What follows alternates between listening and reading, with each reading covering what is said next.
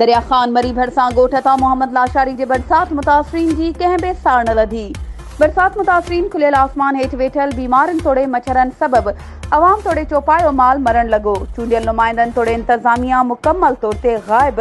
ॻोठाणनि अब्दुल रशीद लाशारी, मुहर्रम लाशारी, मोहम्मद अयूब लाशारी ॿुधायो त बरसात सबब घरनि में पाणी बीहण सबब 12 बचनि समेत चानारी शाख जे कपरनि ते वेठा आहियूं।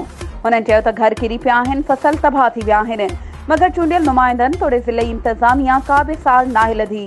हुननि चयो त बीमारियुनि तोड़े मच्छरनि सबब ॻोठाणनि जा 12 खां वधीक पालतू जानवर मरी चुका आहिनि ऐं केतिरा ई पालतू जानवर बीमारियुनि में मुब्तला आहिनि, मगर वेटरनरी डॉक्टर चौपाए माल जो इलाज करण बदिरां घर वेठे लखे रुपया पघारूं खणी आरामी आहिनि। ॻोठाणनि घुर कई त फौरी तौर ते ॻोठ तां मोहम्मद लाशारी समेत चानारी शाख जे कपरनि ते वेठल बरसात मुतासिरीन जी सार लधी वञे ऐं वेटनरी डॉक्टर्स खे चौपाए माल जे इलाज लाइ पाबंद कयो वञे।